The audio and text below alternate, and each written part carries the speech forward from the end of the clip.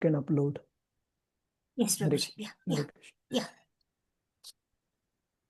Om Namo Bhagavate Vasudevaya. Om Namo Bhagavate Vasudevaya. Om Namo Bhagavate Vasudevaya. Narayanam Namaskritya Naram Chaiva Narottamam Devim Saraswatim Vyasam Tato Jayamudiraye Nashtapraeshu Abhadreshu Nityam Bhagavata Sevaya Bhagavatir Uttama Shloke Bhaktir Bhavati Naishtiki Krishnaya Vasudevaya Devaki Nandanaya Cha Nanda Gopa Kumaraya Govindaya Namo Namaha. Om Ajnanatimirandasya Jnananjana Shalakaya Chakshur Unmilitam Yena Tasmai Shri Gurave Namaha. Shri Chaitanya Manobhishtam Stapitam Yena Bhutale Swayam Rupa Kadamayyam Dadati Swapadantikam Vandeham Shri Guru Shri Yuta Padakamalam Shri Gurun Vaishnavamscha Shri Rupam Sagarajata Sahagana Raghunathanvitam Tam Sajivam Sadvaitam Savadutam Parijana Sahitam Krishna Chaitanya Devam Shri Radha Krishna Padam Sahagana Lalita Shri Vishakhanvitamscha He Krishna Karuna Sindhu Deenabandhu Jagatpate Gopesha Gopika Kanta Shri Radha Kanta Namostute Tapta Kanchana Gaurangi Shri Radhe Vrindavaneshwari Vrashabhanu Sute Devi Pranamami Hari Priye Vamcha Kalpatarubhyascha Kripa Sindhubhya eva cha Patitanam Pavanebhyo Vaishnavebhyo Namo Namaha. Nama Om Vishnu Padaya Krishna Pristhaya Bhutale Srimate Bhakti Vedanta Swamin Iti Namine Namaste Saraswate Devi Gauravani Pracharine Nirvishesha Shunyavadi Paschatya Deshatarine Jaya Sri Krishna Chaitanya Prabhu Nityananda Sri Advaita Gadadhara Srivas Adi Gaura Bhakta Vrinda Hare Krishna Krishna Krishna Hare Hare Hare Rama Rama Rama Hare Hare. Hare Krishna. Prabhuji's Mataji's welcome you all to today's discussion on Srimad Bhagavatam. So today is a very, very special day. Today is Ekadashi, which is as such special. Srila Bhaktivinoda Thakur calls it Madhava Tithi Bhakati Janani. That means these are the special days on which we can get manifold benefits of practicing our devotional practices, sadhana bhakti. And especially today happens to be the Kartiki Ekadashi, which is also called Uthayani, or which is the specific day on which the Lord Vitthal at Pandharpur. In Ashad, we have Ashadi Ekadashi, which is called Shayani Ekadashi. So it is the day on which the Lord is said to go to rest. And today is the Ekadashi when the Lord is said to wake up. And all the devotees very eagerly seek darshan of the Lord on these special days. All the temples of Lord Vishnu across India, you would find hugely crowded on this very, very special day. So in India, yesterday was also Ekadashi, today is also Ekadashi, but specifically today is Bhagavat Ekadashi, which the devotees follow as per the Vaishnav calendar. So we are meeting after quite a while because of Yatra in between, and right now also quite a few of the devotees, they are on Kartik Yatra to Ayodhya Dham. So we hope that they have a very ecstatic and safe Yatra. So as part of discussion earlier on this particular chapter, where we started the new chapter of Srimad Bhagavatam, Canto 2, chapter 4, which is entitled The Process of Creation. We saw in the first four verses the disposition of Maharaj Parikshit in hearing Krishna Katha from Shukadev Goswami, his eagerness to hear about Krishna in very detail, and we will find some of the supporting verses supporting this particular point. We see Maharaj Parikshit being described as Maharaj Parikshit as a result of his wholehearted attraction for Lord Krishna was able to give up all deep-rooted affection for his personal body, his wife, his children, his palace, his animals like horses and elephants, his treasury house, his friends and relatives, and his undisputed kingdom. So Suta Goswami, we see, is glorifying Maharaj Parikshit, that despite having the sovereignty of the entire world at his feet as a sovereign king of the earth planet, as well as a obedient, beautiful wife and the obedient children and all loving subjects and treasury house flourishing, despite all this, Parikshit Maharaj was able to renounce all this in order to focus his attention on hearing about Lord Krishna from Shukadev Goswami. And further, Suta Goswami mentions, O great sages, the great soul Maharaj Parikshit, constantly wrapped in thought of Lord Krishna, knowing well of his imminent death, renounced all sorts of fruitive activities, namely religion, economic development, and sense gratification, and thus fixed himself firmly in his natural love for Krishna and asked all these questions exactly as you are asking me. So we see at the end of the last chapter, uh, the sages led by Shaunakadi Rishi, they requesting Suta Goswami to please describe all those topics which were either directly related to Krishna Katha or the discussion of which would result in Krishna Katha.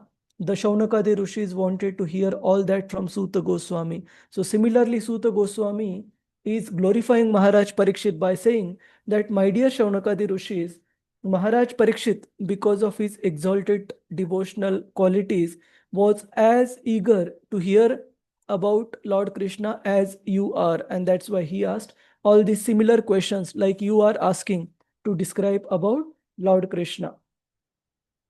So in these four verses, we see the disposition of Maharaj Parikshit in being very, very focused on hearing Krishna Katha in detail from Shukadev Goswami. And then the conversion shifts to Maharaj, that between Maharaj Parikshit and Shukadev Goswami. And Maharaj Parikshit specifically is requesting Shukadev Goswami, I beg to know from you how the personality of Godhead, by his personal energies, creates these phenomenal universes as they are, which are inconceivable even to the great demigods. So specifically, we discussed in great length how all these great devotees, including Maharaj Parikshit in this particular case, or in the third canto of Srimad Bhagavatam, how Vidura, who is a born pure devotee of the Lord, he is a Mahajan, Yamaraj himself appearing as Vidura. He is also requesting Maitreya Maharshi not to directly jump to the esoteric pastimes of Lord Krishna, uh, that of rasa dance, etc., but first describing the position of Lord Krishna with respect to his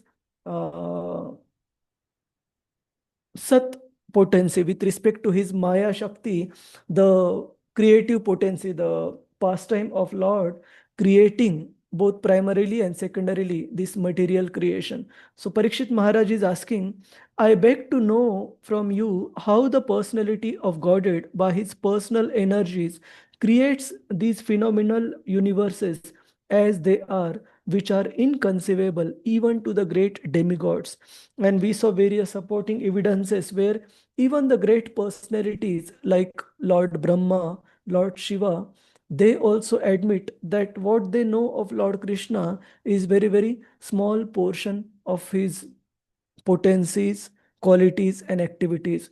So a pure devotee, he can know the Lord to a considerable extent by the mercy of the Lord. And as long as Lord does not reveal himself to anyone, nobody can understand the Lord without Krishna's own mercy upon him. Kindly describe, so this verse we will start today. So let's start with a quotation by Srila Prabhupada, and we would request devotees who would like to read, please keep your hands raised. Then we'll request devotees one by one. Tarini Krishna Kanta Mataji. Hare Krishna. Hare Krishna Prabhuji, Panchanga Pranams. Dandas Mataji. Srila Prabhupada Vacha, words from our founder Acharya. Therefore, the neophyte devotee, instead of jumping at once to the platform of transcendental pastimes presented by the internal energy of the Lord, may know how great the Supreme Lord is by inquiring about the process of his creative energy. In the Chaitanya Charitamrita also, descriptions of the creative energy and the Lord's hand in it are explained. And the author of Chaitanya Charitamrita has warned the neophyte devotees to be seriously on guard against the pitfall of neglecting knowledge about Krishna in regard to how great he is. Only when one knows Lord Krishna's greatness can one firmly put one's unflinching faith in him. Otherwise, like the common man, even the great leaders of men will mistake Lord Krishna for one of the many demigods, or a historical personality, or a myth only. The transcendental pastimes of the Lord in Vrindavana or even at Dwaraka are relishable for persons who have already qualified themselves in advanced spiritual techniques, and the common men may be able to attain to such a plane by the gradual process of service and inquiries, as we shall see in the behavior of Parishit Maharaja. Srimad Bhagavatam 2.4.6 purport. Hare Krishna Prabhuji. Thank you, Mataji.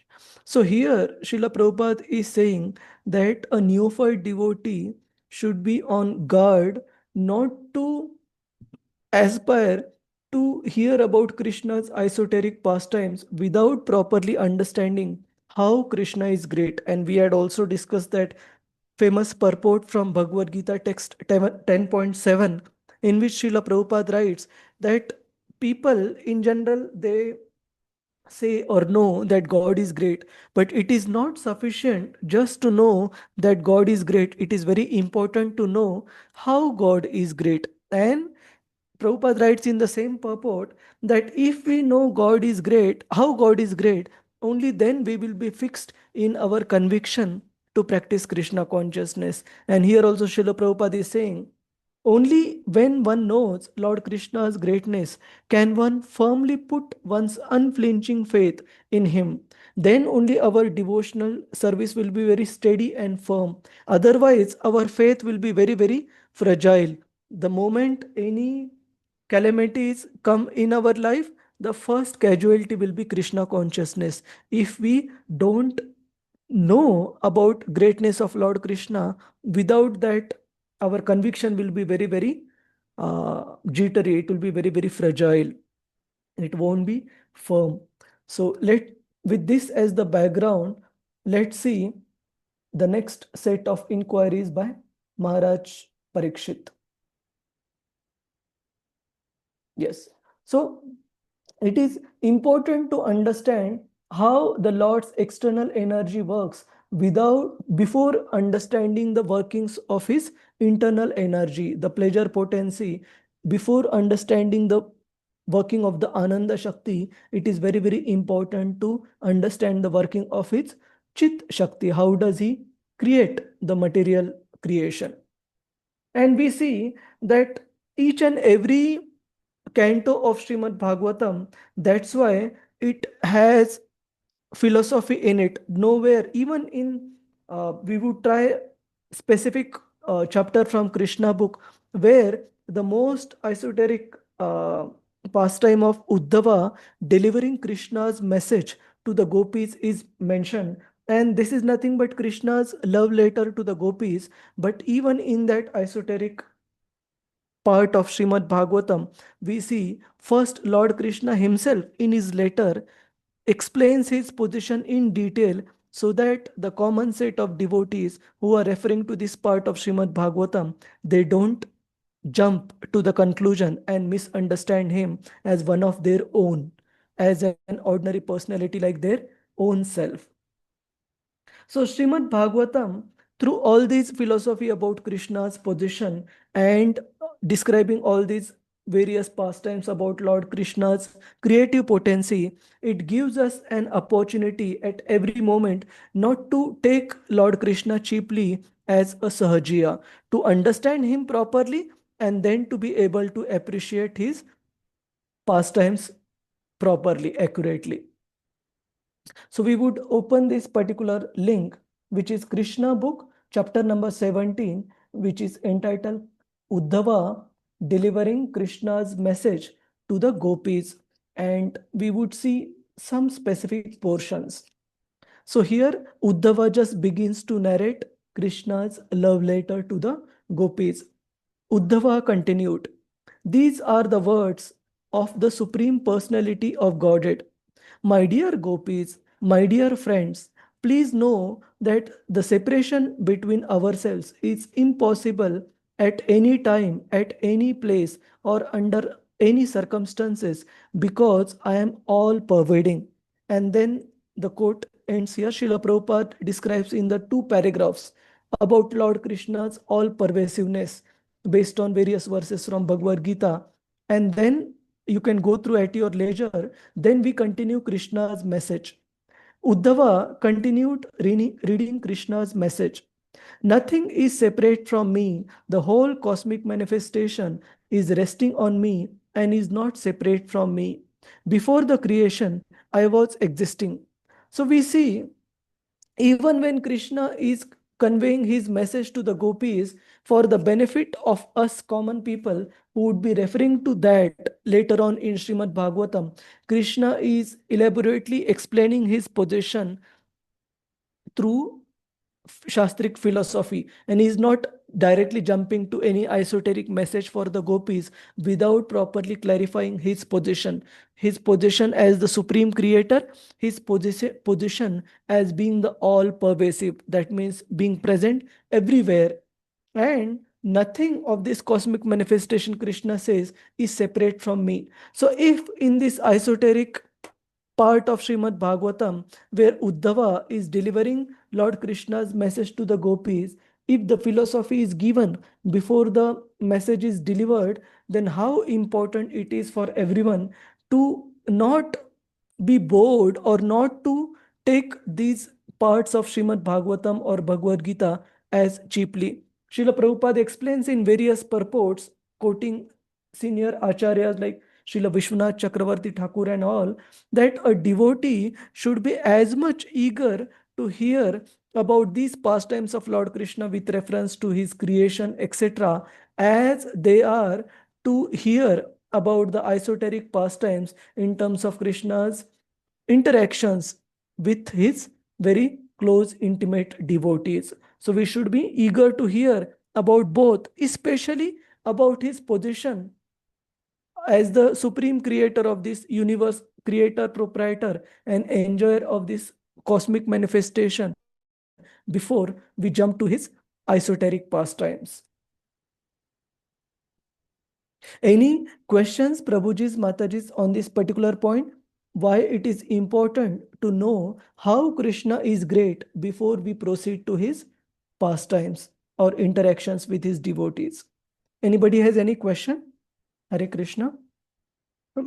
Just got one comment, Prabhuji. Yes, Prabhuji. Can I add? Yeah. Yes, Yeah. yes. There are two things when this part is described. I remember the chapters 10 and 11 of Bhagavad Gita, wherein he first chapter he describes all his vibhutis. That's the outside Opulence. world. Yes.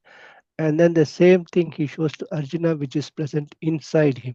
So basically, these two messages are described here in a very more simple way. That is what is my uh, understanding, Prabhuji, at this point. Thank you, Prabhuji. Very good that first we should understand about the Krishna's interaction with his external energy, the Maya Shakti, and which is mainly the part of creation. And before we go into Krishna's dealings through his internal potency or the pleasure potency.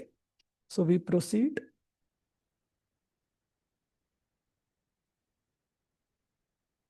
Yeah, and this particular sixth verse we have seen last time, we will just quickly touch upon it, where Parikshit Maharaj basically requests Shukadev Goswami to describe Lord Krishna's creative energy.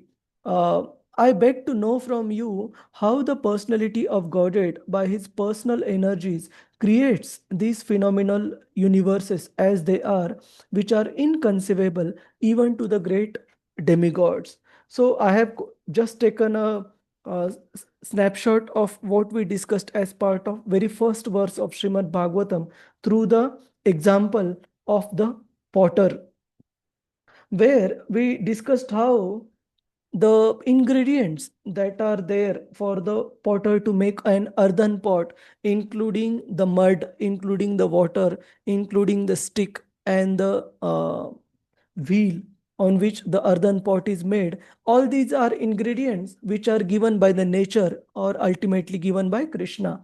But in addition to these ingredients, which are called as the material cause, which is the raw elements with which the earthen pot is made, Krishna also bestows upon the potter the skill with which to make an earthen pot.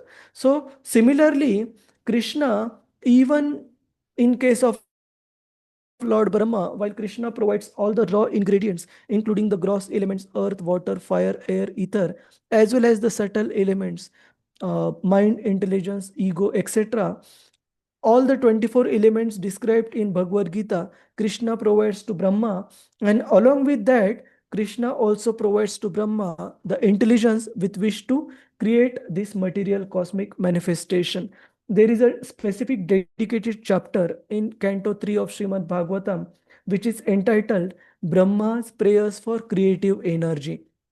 And that means, despite having all these material raw ingredients for creation of the secondary creation of this cosmic manifestation, Brahma is still dependent on Lord Krishna to have the skill and the knowledge with which to create this cosmic manifestation. So let's recite this text number 7 first.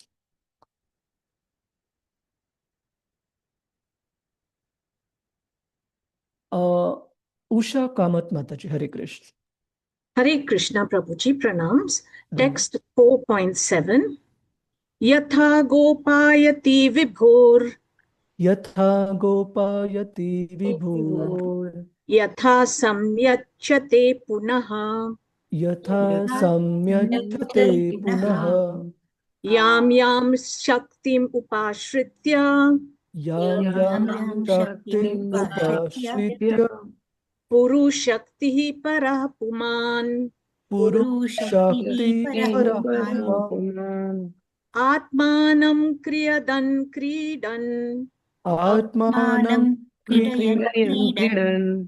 Karoti vikaroti cha.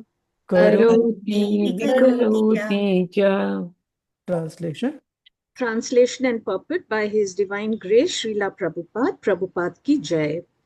Kindly describe how the Supreme Lord, who is all-powerful, engages his different energies and different expansions in maintaining and again winding up the phenomenal world in the sporting spirit of a player. Yes. So before we go to the purport, in the previous verse, Maharaj Parikshit requested Shukadev Goswami to describe about Lord's creative potencies, creative energy, how he creates this cosmic manifestation.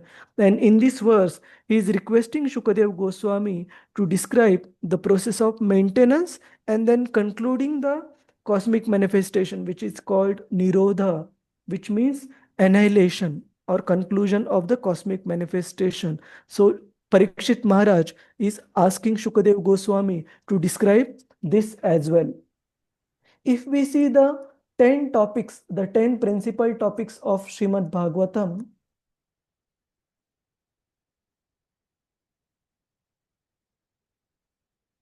we will find that both these are part of the 10 principal topics.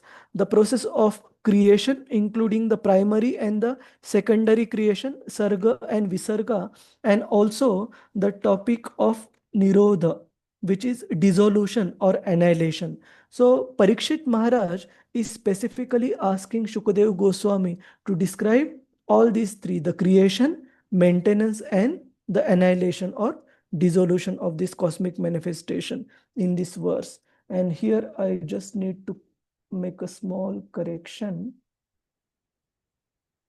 which is it should be text 7, not 6. Yeah. So we'll go through the purport. Yes, Usha Mataji, Hare Krishna. Yes. Purport. In the Katha Upanishad 2.2.13, the Supreme Lord is described as the chief eternal being amongst all other eternal individual beings. Nitya Nityanam Chetanas Chetananam. And the one Supreme Lord who maintains innumerable other individual living beings. Eko Bahunam Yo Vidhadhati Kaman. So all living entities, both in the conditioned state and in the liberated state, are maintained by the Almighty Supreme Lord. Such maintenance is effected by the Lord through his different expansions of self and three principal energies, namely the internal, external, and marginal energies. The living entities are his marginal energies, and some of them, in the confidence of the Lord, are entrusted with the work of creation, also as are Brahma, Marichi, etc. And the acts of creation are inspired by the Lord unto them. Tene Brahma Hrida. So the one Supreme Personality of Godhead manifests himself in many, Bahushyam, and thus all diversities are in him. And he is in all diversities, although he is nevertheless different from all of them. That is the inconceivable mystic power of the Lord. And as such, everything is simultaneously one with and different from him by his inconceivable potencies. Achintya Bheda Tattva. Thank you. Thank you, Hare Mataji. Krishna. So, Thank you, Prabhuji. Hare Krishna. Understanding the last highlighted part of the purport, the Achintya Bheda Abheda Tattva. Bheda means difference and Abheda means non-difference. How to understand that Krishna and his creation is simultaneously one and different. So let's go back to the example that we saw of a potter making an earthen pot. So here we see that the earthen pot is made with earth, it is made with mud. But at the same time, when the pot is made, it is a separate entity from the earth, the surface of the earth on which the pot is resting. Similarly, when Krishna creates this cosmic manifestation through a living entity who is his own creation, that is Lord Brahma. We know Lord Brahma to be the first created living being in this material world. So through Brahma, when Lord Krishna creates this cosmic manifestation, he creates it through the raw elements which are given, which are nothing but his own separated energies, the earth, water, fire, air, ether. And additionally, there are living entities who are superior to earth, water, fire, air, ether, which are called, the living entities are called his marginal energy. So while the cosmic manifestation it is separate from the Lord. At the same time, all these energies ultimately coming from Krishna, it is also one with the Lord. And after the annihilation of the cosmic manifestation, we see from Bhagavad Gita that all the living entities, the five elements, they go back into the original five elements, and then the living entities, they also go into the pradhan, and ultimately they rest in the form of mahat tattva, in the supta, in the dormant state, in the body of Mahavishnu. So before creation there is Mahavishnu, during creation it is Mahavishnu, and then Garbhodakshay Vishnu. Through him, we see that the ingredients are provided to Lord Brahma, and the creation is happens. The cosmic manifestation exists. Although coming from Lord Krishna, it exists separate from Krishna, and after annihilation, it again merges into the body of Lord Krishna in the form of Mahatattva. So the cosmic manifestation is both same as the Lord. Why it is same as the Lord? Because the source of the creation is ultimately Lord Vishnu. Either you take the material elements or you take the uh, souls. And ultimately, after the annihilation, the cosmic manifestation is again entering into the body of the Lord. So it is both, in one sense, same as the Lord as well as different from the Lord. And this concept is very, very important. It is the very basic teaching by Lord Chaitanya Mahaprabhu for all the devotees. So we'll take a pause here and ask if there is a question for anybody to understand this Achintya Bheda Abheda Tattva, simultaneous oneness and difference of Lord's creation from the Lord. Anybody has any query, question, Prabhuji's, Mataji's on this? Hare Krishna. No, Prabhuji. Clear, Prabhuji. Okay. Rest of the devotees? Yes. And one more point, Prabhuji, here. Yes. Again, Prabhuji. when we say potter and clay and potter, there is, I think, also I've read several examples where they describe gold Yes. ornaments and gold Prabhupada. itself. Yes. Prabhupada uses Yeah. this analogy. So he uses Yeah. two analogies, actually three. One of gold and the gold mine. That Yes. gold taken from gold mine, in quality, it is same as the gold, but in quantity, gold mine is huge and gold Yes. taken out is very Yeah. limited. Other example Prabhupada gives is of sun and the sun rays. Yes. Yeah. Yeah. So thank you, Yeah. Prabhuji. Hare And Krishna. one more example I read was about the water and Ocean water. ocean Correct. water Correct. also. These all describe the oneness and And also the difference. severalness of the same energy of the Lord. Thank you. Yeah. Thank you, Prabhuji. Yes. So a drop of ocean water, it contains the saltiness of the ocean, but in a very minute quantity. It has a very minute quantity of salt in it. But on the other hand, ocean has unlimited amount of water and salt content. Hare Krishna. Any other question, comment, Prabhuji's, Mataji's, on this important concept of Achintya Bheda Abheda Tattva? Simultaneous oneness and difference. All right, we proceed to the next slide. And even the great personalities, as we would see Shukadev Goswami later on, Maharaj Parikshit earlier, and even other great personalities, they clearly admit that it is not possible for anyone to completely understand the activities and thoughts and plans of the Supreme Lord. So here I have quoted a verse from the first canto. This comes from Bhishmadev's teachings to Pandavas, specifically to Maharaj Yudhishthir, when the Pandavas go to meet Bhishmadev on his deathbed.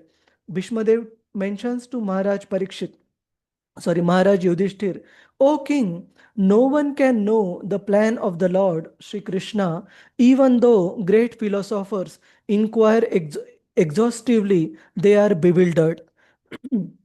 So pure devotees, they do know Krishna to an considerable extent by Krishna's mercy upon them. But those who are not in devotional service, those who are not connected to Krishna in devotional service, they are totally bewildered. They can't understand Krishna. Like classic example we see in Srimad Bhagavatam or Mahabharat, that of Duryodhan. Krishna was very well present in front of him. Krishna did show Duryodhan universal form. Krishna did try to give good counsel to Duryodhan, but he was completely baffled and confused because of not being connected to Krishna in devotional service. So he completely misunderstood Krishna as a great mystic only and tried to act in on a material platform. On the other hand, that's why a devotee, he acknowledges the unlimited nature of the Lord and therefore offers a very specific set of prayers. So one prayer I have mentioned here is of Gajendra. Usha Mataji, you want to read just the translation? Yes, Prabhuji. Yeah. This one, what is on the slide, Prabhuji? Yes, yes. Okay.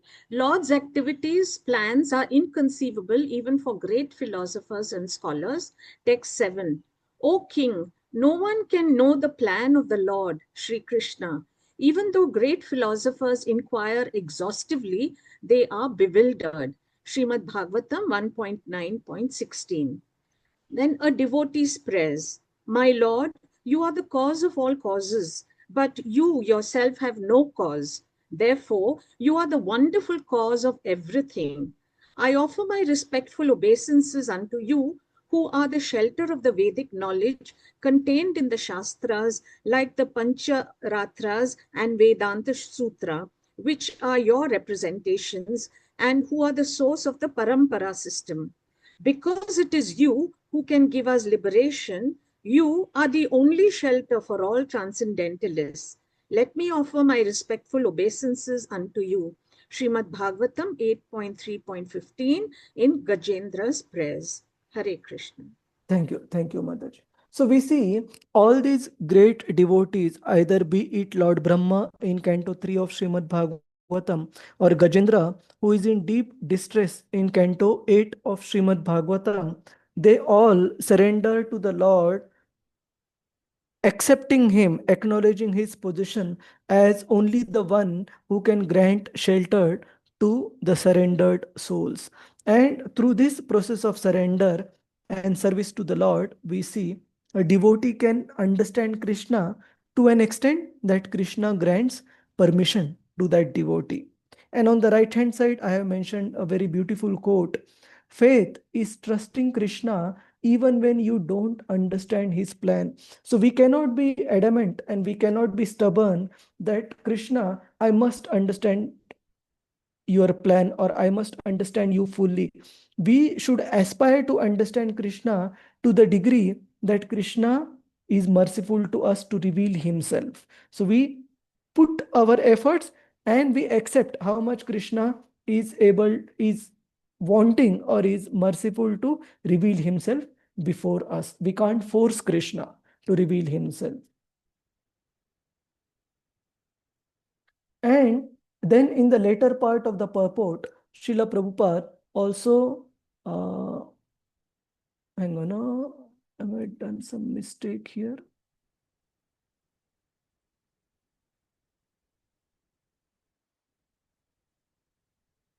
Yeah, so I think there is a mistake in terms of the number on the slide. It should be text 8 here and not 7.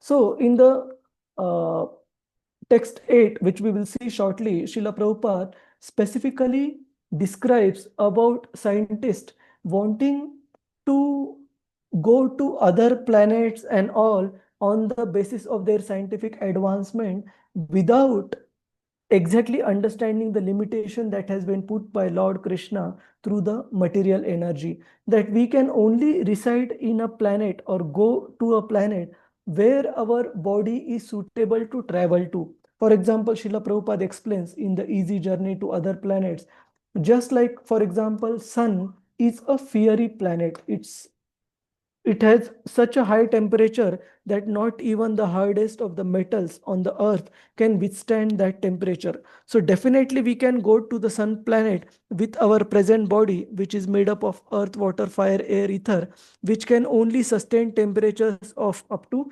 around 100 degrees Fahrenheit, not even 100 degrees Celsius. Around 37.5 degrees Celsius is the temperature of our body. And in terms of Fahrenheit, if I remember correctly, it is 107 or 108 degrees Fahrenheit temperature. If it reaches within our body, then we are dead. So if our body is having such limitations, how is it possible for us to go to other parts of Lord's creation, like other planets, etc., because the body is not suitable for that type of atmosphere. So we'll recite that verse first. And this number correction I will do after the session. Prabhuji's, Mataji's, apologies for that. Text 8. So we saw in the text number 6, Parikshit Maharaj inquiring about Lord's process of creation. In text number 7, Parikshit Maharaj inquiring about maintenance and annihilation by the Supreme Lord. And then we go to text 8. Prema Priya Jayashri Mataji. Hare Krishna. You want to recite? Hare Krishna, Prabhuji. Yeah. Hare. Om Namo Bhagavate Vasudevaya. Nunam Bhagavato Brahman. Nunam Bhagavato Brahman. Harer Adbhuta Karmanaha. Hare Adbhuta Adbhuta Karmana. Durvibhavyam Iva Bhati. Durvibhavyam Bhavyam Iva Bhati. Ivavati. Kavivischapi Cheshtitam. Kavivischapi Cheshtitam. I'll continue, Prabhuji. Yes, translation. Yeah. Srila Prabhupada, translation. O learned Brahmana, the transcendental activities of the Lord are all wonderful, and they appear inconceivable because even great endeavors by many learned scholars have still proved insufficient for understanding them. I'll continue, Prabhuji. Yeah, yes. Purport. The acts of the Supreme Lord in the creation of just this one universe appear inconceivably wonderful. And there are innumerable universes, and all of them aggregated together are known as the created material world. And this part of his creation is only a fractional portion of the complete creation. The material world stands as a part only.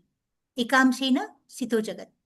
Supposing that the material world is a display of one part of his energy, the remaining three parts consist of the Vaikuntha Jagat, or spiritual world described in the Bhagavadgita as Madhama or Sanatana Dhama, or the eternal world. Thank you, Mataji. We'll take a pause here. Yes, So we see in this earthly planet, there are such vast expanses of the places which a man has still not explored. And this earthly planet, Srimad Bhagavatam describes, is a very, very tiny planet. And to go to the higher planets, even if one travels with the speed of light years, it takes very long. Just to send a satellite around moon itself, we see it has to go through so much long period of time, and only then it can reach the moon planet. And all these planets are tiny, tiny planets in this one Brahmanda.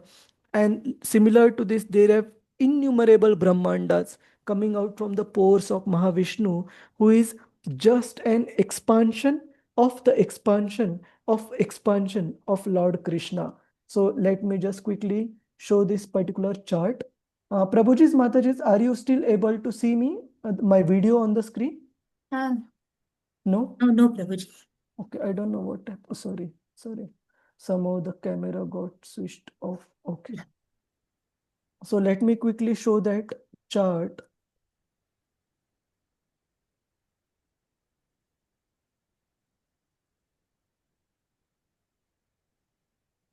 Yes, so this is mentioned in the first canto of Srimad Bhagavatam, where Lord Krishna's first expansion, Balaramji, is given, and then after Balaramji, the Chaturvyuha expansion, Vasudev, Sankarshan, Pradyumna, and Aniruddha. And from this Chaturvyuha expansion, from the Sankarshan, we have Lord Narayan, from whom the second Chaturvyuha expansion comes with the same names: Vasudev, Sankarshan, Pradyumna, and Aniruddha. And from Lord Sankarshan of the second Chaturvyuha expansion, we see the Purush avatars coming, mainly the Mahavishnu, who is also called Karanodaksha Vishnu. From Mahavishnu, innumerable Brahmandas coming. In each Brahmanda, Lord Mahavishnu expanding as Garbhodaksha Vishnu, and within the secondary creation facilitated by Lord Brahma, in each and every atom and in each and every living entity, Garbhodaksha Vishnu further expanding as Kshirodaksha Vishnu, as Paramatma. And so if the Purush avatars up to Mahavishnu are so magnanimous, so great, that Brahmandas continuously enter and exit from the pores of his body as he exhales and inhales, and that Mahavishnu is an expansion of the expansion of an expansion of Lord Krishna, then what is the position of the Lord? It is inconceivable. So Parikshit Maharaj is admitting before Shukadev Goswami that the transcendental activities of the Lord, although they are wonderful, they appear inconceivable, because even by the endeavors put forth by the great learned scholars, it is still not sufficient to understand Lord Krishna completely or wholly. And then second part of the purport, Srila Prabhupada explains about uh, some scientific papers published in Russia, and we won't go through the detail. You can uh, go through it separately. And then Srila Prabhupada explains about this point about going to other planets, like what we discussed a while ago, that if we want to go to moon planet properly, legitimately, then what we need to do? Anyone? Prabhuji's, Mataji's? What is the method to achieve moon planet? What is moon planet?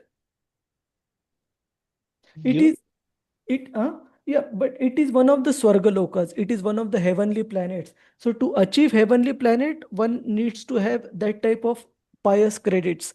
Or if one is a devotee and wanting material enjoyment, then obviously one would land up in Swargaloka. Why? Because the material enjoyment is available manifold times than earthly planet. So either of these two ways one can reach moon planet. But if we decide to go to moon planet forcibly without having necessary qualification, what would happen? Although by mechanical arrangement probably we may able to touch the surface of the moon, what scientists would find there are simply the darkness and the rocks and pebbles and so on and so forth. But scientists won't be able to see the opulence of the moon planet as one of the heavenly planets, as one of the Sargalokas. Similarly, even other planets like Sun and all, if we want to reach there, we have to first have a body which is suitable to sustain that type of atmosphere of extreme heat. Then we can go there. Otherwise, it is not possible to go in the same earthly body. Premapriya Mataji, you can read the last Yes. paragraph starting Maharaj Parikshit. Maharaja Parikshit's statement regarding the workings of the creative energy of the Lord discloses that he knew everything of the process of creation. Why then did he ask Shukadeva Goswami for such information? Maharaja Parikshit, being a great emperor, a descendant of the Pandavas, and a great devotee of the Lord, was quite able to know considerably about the creation of the world. But that much knowledge was not sufficient. He said, therefore, that even greatly learned scholars fail to know about that, even after great effort. The Lord is unlimited, and his activities are also unfathomed. With a limited source of knowledge and with imperfect senses, any living being up to the standard of Brahmaji, the highest perfect living being within the universe, can never imagine knowing about the unlimited. We can know something of the unlimited when it is explained by the unlimited, as has been done by Lord himself in the unique statements of the Bhagavadgita. And it can also be shown to some extent, known to some extent, that from realized souls like Shukadeva Goswami, who learned it from Vasudeva, a disciple of Narada. And thus the perfect knowledge can descend by the chain of disciplic succession only, and not by any form of experimental knowledge, old or modern.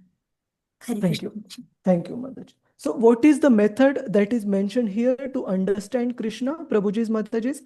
First is depending upon the statements, depending on the knowledge that is coming from the right source, that is Lord Krishna himself, namely Bhagavad Gita, etc. That is one valid source to understand Krishna. And second important and valid source is through learn from Guru Parampara. Like Prabhupada gives an example, Shukadev Goswami, we can understand Lord Krishna to an considerable extent when we hear such pure devotees. Why? Because he has received knowledge about Krishna from a perfect source, which is his father, Srila Vyasadeva. And Vyasadeva in turn has received knowledge about Lord Krishna from Narada, and Narada from Brahmaji, and ultimately Lord Brahma from Lord Krishna himself. So when we approach Lord Krishna through such parampara system, then we have an opportunity to understand Krishna, and again to an extent to which Lord Krishna permits us, to which Lord Krishna grants us his mercy to know him. Why? Because such great devotees, pure devotees of the Lord like Shukadev Goswami, they understand Lord Krishna to an considerable extent. Lord Brahma understands Lord Krishna to an considerable extent because of Lord Krishna's mercy upon them. In the slide, again going back to the slide, I have mentioned few verses on this particular part. Yes. So there is a beautiful verse which comes in the first canto of Srimad Bhagavatam, chapter 13, text 46, where it is mentioned, Kala karma gunadhino deho yam pancha bhautikaha katham anyamstu gopayet sarpagrasto yatha param. That a living entity is always under the control of three things. And which are these three things? Kala, karma, and guna. Guna means the three modes of material nature. So because a living entity is bound by these three things, the aspect of Kala Shakti, the time factor. Second is the actions, his resultant reactions for his actions, karma. And third is the three modes of material nature. Then in such bound condition, it is not possible for us to understand Lord Krishna.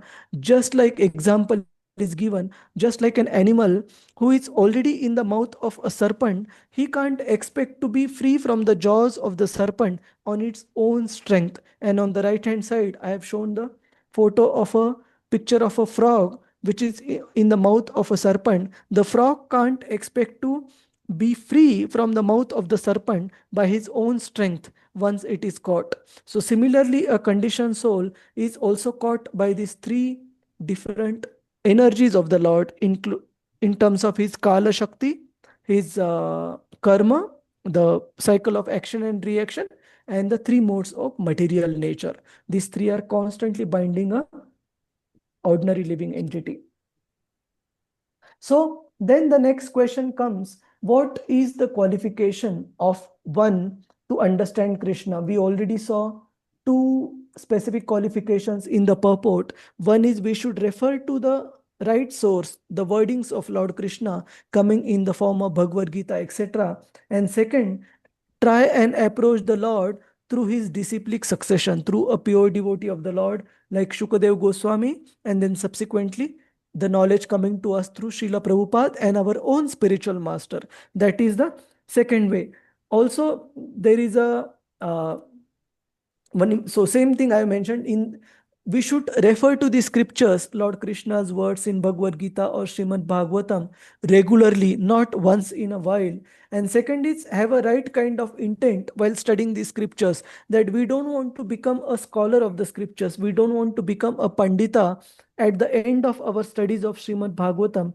We want to understand Krishna to the best of our faculties and be devoted in loving devotional service to Lord Krishna.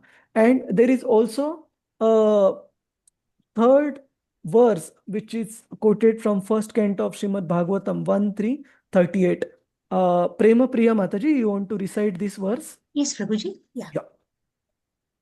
सवेदधातु पदवीं परस्य दुरन्तवीर्यस्य रथाङ्गपाणे यो मायया सन्ततायानु वृत्त्या भजेत तत्पादसरोजगन्धम्. Yeah. And translation? Yeah. Only those who render unreserved, uninterrupted, favorable service unto the lotus feet of Lord Krishna, who carries the wheel of the chariot in his hand, can know the creator of the universe in his full glory, power, and transcendence. Thank you. Bhagavatam 1.3.38. Thank you, Mataji. So in this specific verse, Suta Goswami lists 3 qualifications for a person to understand Krishna after taking to devotional service. What are the 3 qualifications? Line number 3 of this verse. Yo amayaya, that means who is unreserved. Santataya, that means who is rendering continuous devotional service uninterrupted. And anuvritya means rendering devotional service to Krishna in a favorable manner. Only if one is fulfilling all these criteria and qualifications, then one can expect bhajata tat pada saroja gandham, that to that person the full glory of the Lord can be revealed by the mercy of the Lord. And no other person, how much ever elevated he may be in material qualifications, can understand Krishna. Only such humble devotional attitude of a devotee surrendering to Lord Krishna can have Krishna reveal himself to such a devotee. Any questions, Prabhuji's, Mataji's, or any comments on this? Who can understand Krishna? What are the qualifications? Hare Krishna. One comment, Prabhuji. Even in yes. Bhagavad Gita, Krishna says that, isn't it? Several places he says that. He Yes. who understands me are very difficult. And I think I remember the one from at the end of chapter 11, when he says that, this form of mind which you're seeing is very rare. It can never be had from learning the Vedas or dana or tapa. It only through devotion that you get it. So even there we see that exactly the same message repeated. Thank you, Prabhuji. The Very last verse of chapter 11, Prabhuji. 11:55, I believe. 55, Yeah. 54. Yes, Yeah. Prabhuji. Thank you, Prabhuji. And similarly, the same message is also repeated by Lord Krishna at many places. Like even in 18th chapter, Lord Krishna says, Yes. Bhaktya mam abhijanati yavan yaschasmi tattvataha. That one can understand Krishna as he is only by devotional service, by no other method. And even to Arjuna, Lord Krishna gave a very special vision because of which he could appreciate and view that specific form of the Lord which Arjuna granted him the vision for. So an ordinary person like Duryodhan could never appreciate the position of the Lord even after seeing the Virata Rupa. And chapter 9, last sloka 34, which was repeated in 1865 also, Manmana Bhava Mad Bhakta. There also he very clearly shows what is the path one must take. Thank you, Prabhuji. Yes, very nice. So one must always think of Krishna, offer obeisances to him, become his devotee. And what is the third one? Manmana bhava mad bhakto madhya jim mam namaskuru. So all these 4 things one must do. Always think of Krishna, become his devotee, offer obeisances to him, and offer one's worship to him. By this method, one will understand Krishna without fail. Thank you, Prabhuji. So we proceed. So then the question would arise that in the previous verse, we saw Parikshit Maharaj mentioning to Shukadev Goswami that understanding Krishna is very, very difficult. Even the great philosophers and scholars, for them to understand Lord Krishna's activities and plan is not easy. Then the question might arise, then why is Maharaj Parikshit asking Shukadev Goswami to describe Lord Krishna to him? Because even if we consider Shukadev Goswami just as a great scholar, even for him it would be difficult, right? So his specific qualifications, Parikshit Maharaj mentions in text number 10. I'm skipping some of the text. You can read through at your leisure, Prabhuji's, Mataji's. I will just go as per the flow through the important text. So let me request devotees. Sanjukta Mataji, Hare Krishna. Hare Krishna, Prabhuji. You can recite.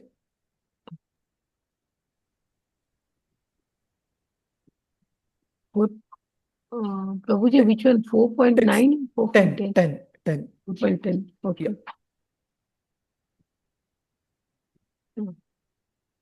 Vichi. Sorry, we lost you, Mother.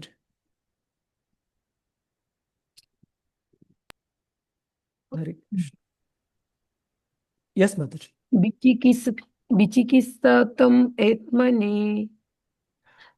Vichikittishitam etanme. 1 second, let me check the right pronunciation for this. Yeah, Vichikitsitam. Yes, Mother.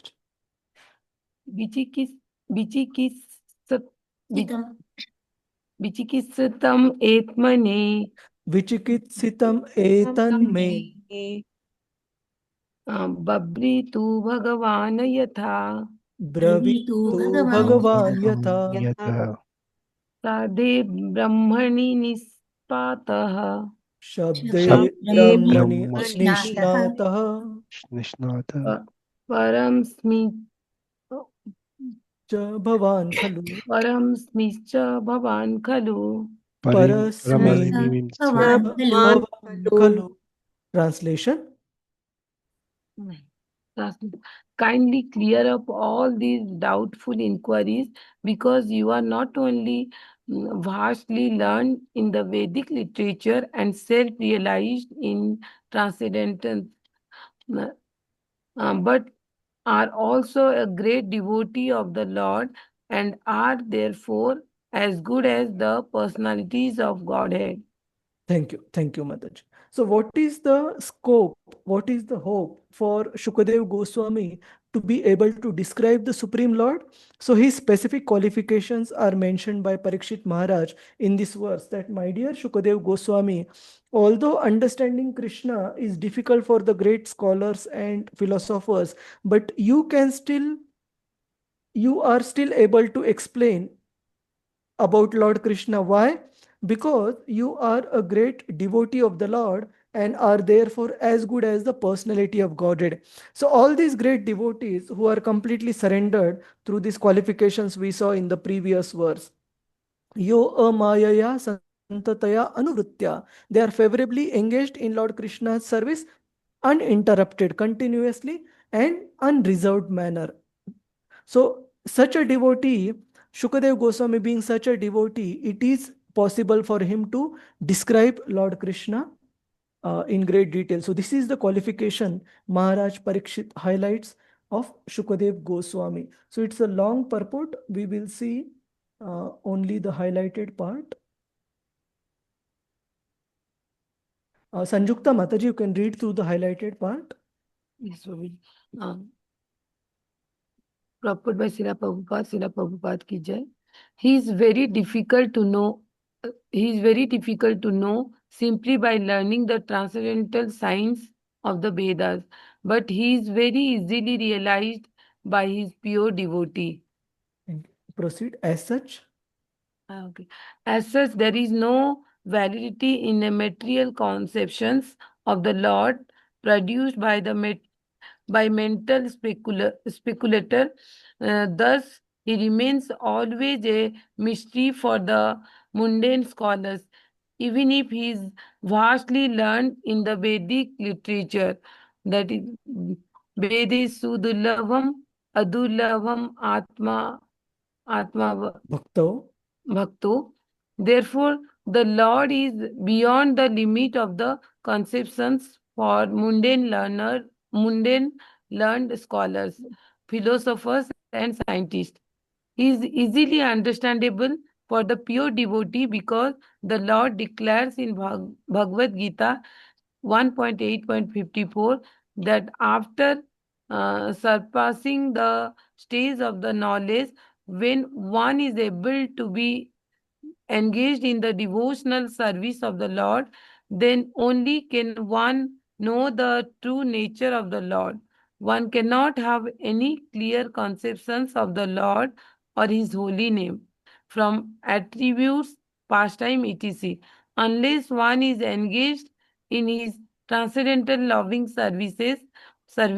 The statement of the Bhagavad Gita that one must first of all surrender unto the Lord, being freed from all other engagements, means that one must become a pure, unconditional devotee of the Lord.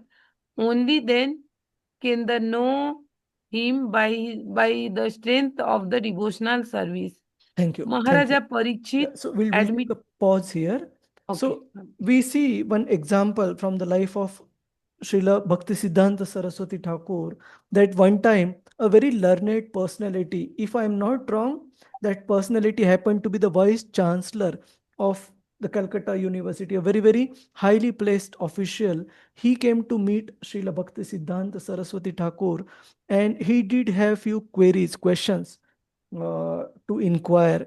And Srila Bhakti Siddhanta Saraswati, when that person mentioned his desire to ask questions to Srila Bhakti Siddhanta Saraswati Thakur, firstly, Srila Bhakti Siddhanta Saraswati Thakur guided that person to go and help in DT kitchen to the devotee who was washing the DT paraphernalia, the pots that are used for offering of the bhoga to the deities and deity worship, etc.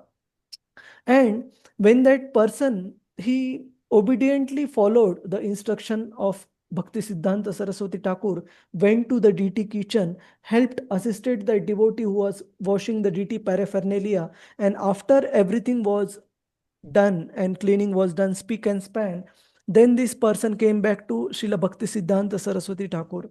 And then Bhakti Siddhanta Saraswati Thakur, being pleased with his service, asked him, yes, tell me, what is your question? And the person told Bhakti Siddhanta Saraswati that my doubts and the queries that I had have already been addressed or clarified. So point is, just by our intellectual exercise arrangement alone, we cannot expect to understand Krishna using our intellectual capability.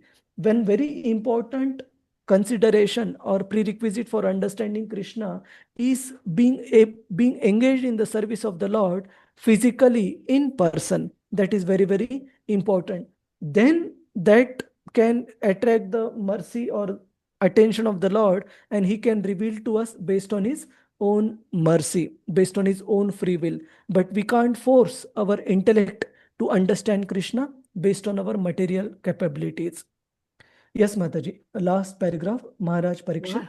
Maharaj Parikshit admitted in the previous verse that the Lord is inconceivable even for the greatest learned scholars. Why then should he again request Sukadev Goswami to clarify his insufficient knowledge about the Lord? The reason is clear. Not only was Sukadev Goswami vastly learned in the Vedic literature, but he was also a great self realized soul and a powerful devotee of the Lord. A powerful devotee of the Lord is by the grace of the Lord more than the Lord himself. Thank The you. Yes. personality of Thank you. Godhead.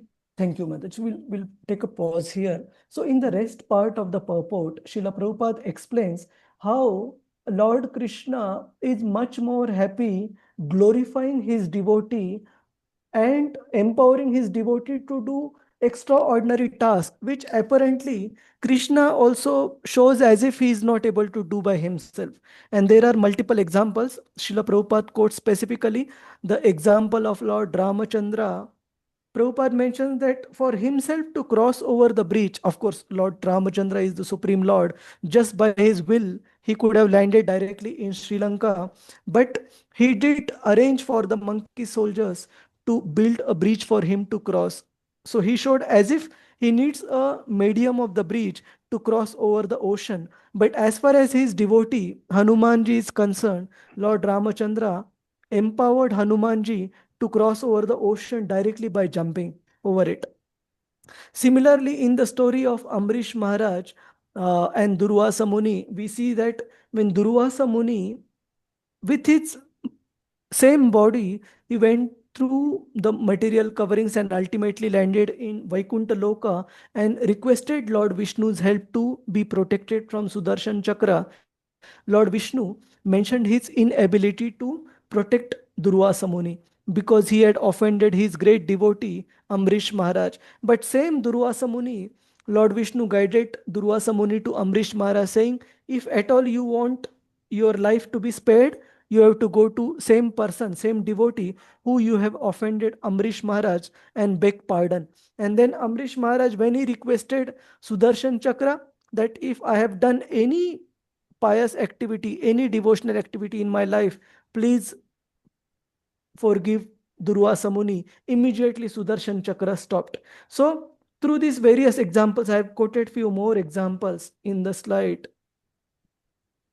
Like another example I have quoted is Lord Chaitanya Mahaprabhu, while he spread Harinam through various parts of India through Harinam Sankirtan, either in Bengal, Orissa, which is Gauda Desh, or even in South India through South India tour.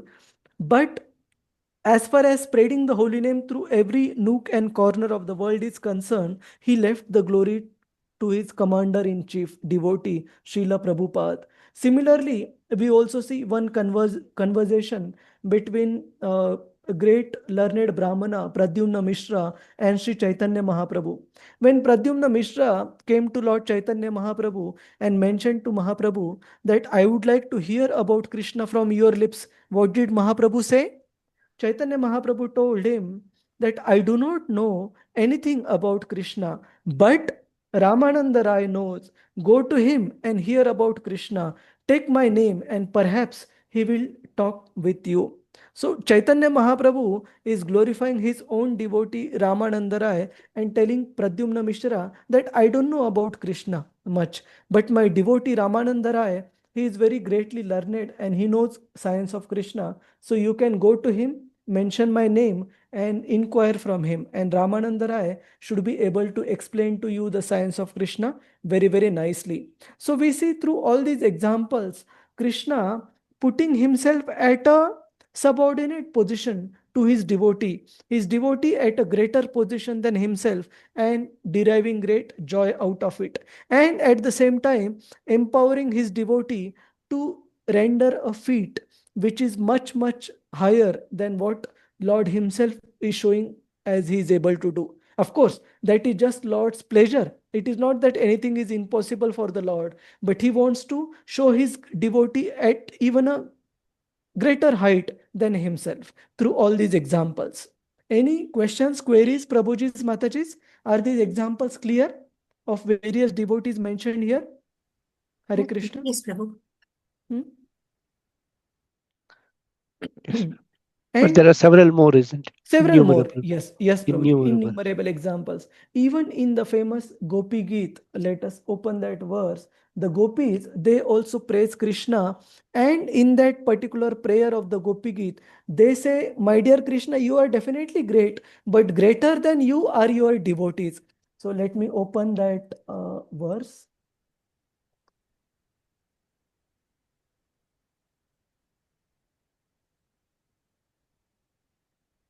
So this comes in Gopi Geet in 10th canto of Srimad Bhagavatam, text 31, chapter 31, text number 9. So please try to recite. This is a very, very famous prayer of gopis. Tava kathamritam tapta jivanam kavibhiriditam kalmashafalam Shravanamangalam Srimadatam Bhuvi Grinanti Ye Bhurida Jana. So they glorify Lord Krishna by saying, oh my dear Lord Krishna, the nectar of your activities and pastimes, it is like Tava kathamritam tapta jivanam. It offers solace from the burning lives of the conditioned souls. Tapta jivanam. Kavibiriditam kalma. And it drives away all the sinful reactions. And to hear about your pastimes is very, very auspicious. But Bhuvi Grinanti ye Bhuri Dajana, those persons, my dear Krishna, who are engaged in spreading these pastimes of yours throughout the world, they are Bhuri Dajana, they are much more magnanimous than even yourself, my dear Krishna. So gopis are glorifying the position of the pure devotees who are engaged in spreading the glories of the Lord, mentioning that such pure devotees, their glories are even beyond the glories of the Lord. Why? Because they are spreading these glories of these activities and pastimes of Lord Krishna all over. Because of which, ordinary people whose lives are like burning with conditioned life, they are also able to gain solace. So coming back to this particular purport, Srila Prabhupada also mentions that how Krishna likes his devotees to be glorified, his pure devotees to be glorified even more than himself. And what is the conclusion? So conclusion is that while we cannot understand Krishna by our material scholarship and intellect, if we approach Krishna through the mercy of his pure devotees in the coming in the Guru Shishya Parampara, then we have a good chance of understanding Krishna. Prabhupada mentions a bona fide spiritual master like Shukadev Goswami. He does not speak about the Lord only in the matter of his internal potencies, but also explains how he associates with his external potencies. So such pure devotees know how to give Krishna such that the person should, his heart should be cleansed, and then he is able to advance in his Krishna consciousness. So he knows how to give Krishna. Like we saw Chaitanya Mahaprabhu admitting to Pradyumna Mishra that I don't know Krishna, but my devotee Ramananda Rai knows. So better go and inquire from him and you will get your answers. Are we good till now, Prabhuji's, Mataji's? Hare Krishna? Yes, Prabhuji. Yes, Prabhuji. Okay, fine. So now, till now, we saw disposition of Maharaj Parikshit in the first 4 verses, and then we saw the eagerness of Maharaj Parikshit to hear from Shukadev Goswami, where he admits that understanding Krishna is extremely difficult, but you should be able to reveal Krishna to me because you are surrendered and you are yourself a great realized devotee of the Lord. And then Shukadev Goswami is able to speak, is basically answering Maharaj Parikshit. We will go through text 11. This is an important text. And then Shukadev Goswami's response will start. Text 11. Who is the next devotee who would be reciting? Murli Prabhu, you want to recite? Yes, Prabhuji. Hare Krishna. Yeah. Hare Krishna, Prabhuji. Yeah. Sutavacha Sutavacha. Uvacha iti upammantrito rajan iti Iti upamantrito upamantrito rajna. Nagnya, sorry. No. Gunan anukat gunan anukatena hare Guna Gunanukatane Hare Harehe Hrishikesham anusmritya Rishikesham Anusmritya prativaktam prachakrame. Prativaktum Prativaktum Prachakrame. Prachakrame. Translation. Suta Goswami said, when Suta Goswami was thus requested by the king to describe the creative energy of the personality of Godhead, he then systematically remembered the master of senses, and to reply properly, he spoke thus. Yes. So before we go to the purport, Suta Goswami is glorifying the contemplation, the meditation of Shukadev Goswami upon Lord Krishna and requesting Lord Krishna for empowerment to speak the right words that Srila Prabhupada will explain in the purport. Before Shukadev Goswami begins to answer the secondary set of inquiries made by Maharaj Parikshit. Purport? Yes, Prabhuji. Yes, Prabhuji. The devotees of the Lord, while delivering speeches and describing the transcendental attributes of the Lord, do not think that they can do anything independently. They think that they can speak only what they are induced to speak by the Supreme Lord, the Master of Senses. Shall I continue, or Yes, you yes, want to Prabhuji. describe? Complete Yeah, purport, yeah. complete purpose. Okay. The senses of individual beings are not his own. The devotee knows that such senses belong to the Supreme Lord and that they can properly use when they are employed for the service of the Lord. The senses are instruments and elements are ingredients, all endowed by the Lord. Therefore, whatever an individual can do, speak, see, etc., is under the direction of the Lord only. No one is free to act freely and independently, and as such, one should always seek the permission of the Lord to act or eat or speak, and by the blessing of the Lord, everything done by the devotee is beyond the principles of the four defects of the conditioned soul. Thank you. Thank Hare you, Krishna. Prabhuji. So here, Srila Prabhupada gives a brilliant purport by saying how a devotee who is about to speak on the Lord, he needs to really have the mercy of the Lord and pray for the mercy of the Lord to be able to speak the right words. And if such a devotee is completely dependent on the mercy of the Lord to glorify the Lord, then whatever will come out of the mouth of such a surrendered soul, the four defects of a conditioned living being, namely imperfect senses, tendency to be illusion, cheating propensity, and what is the one remaining? Cheating propensity and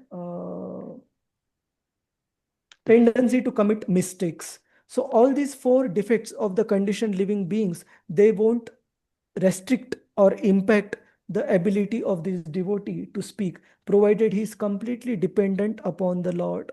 So just like we were seeing the example of Chaitanya Mahaprabhu and Ramananda Rai in the earlier slide, in the same conversation, Ramananda Rai, we see that he is being asked so many questions about Lord Krishna by Chaitanya Mahaprabhu, and this conversation took place on the banks of the Godavari river near Rajamundry, the present day Rajamundry district in Andhra Pradesh.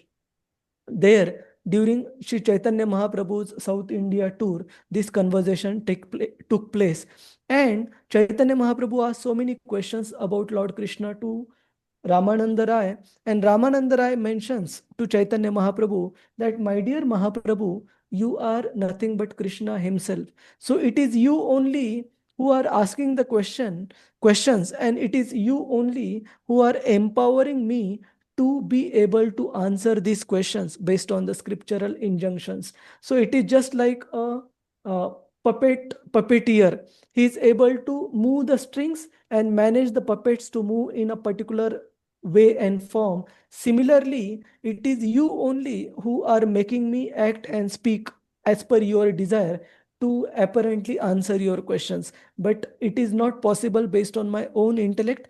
It is you who are inspiring me to speak what is the right answer to your questions. So similarly, in the purport, Srila Prabhupada mentions that one should depend on Krishna to act, to eat, and to speak in a particular proper manner, which will be serving Krishna favorably. One should completely seek Krishna's permission and blessings to be able to speak right words. And Shukadev Goswami, in this particular verse, we see Suta Goswami glorifying Shukadev Goswami, that he also remembered the Lord of the senses. Rushi Kesham Anusmritya. Anusmritya means properly remembered the Lord of the senses, Lord Krishna, Rushikesha, Prativaktum Prachakrame, to properly respond to Parikshit Maharaja's inquiries. So then in the next verse onwards, Shukadev Goswami's response begins to Maharaj Parikshit. So I think we would conclude slightly earlier, and so that we have the response by Shukadev Goswami as one coherent piece of discussion next time around. So for the verses that we have covered till text 11, Prabhuji's, Mataji's, are there any questions, comments? Hare Krishna. So I had prepared slides for 2 more verses, but we will have a response of Shukadev Goswami in one lot discussed next time. One request, Prabhuji. Now Yes. that you are here, Yes, Prabhuji. will it be possible to give a brief description of your Yatra, Prabhu? Now that you have concluded it, it was Sure thing. mesmerizing. Sure, Yeah. Prabhuji. So let me stop the recording first. Prem Priya Mataji, Hare Krishna. You can stop the recording.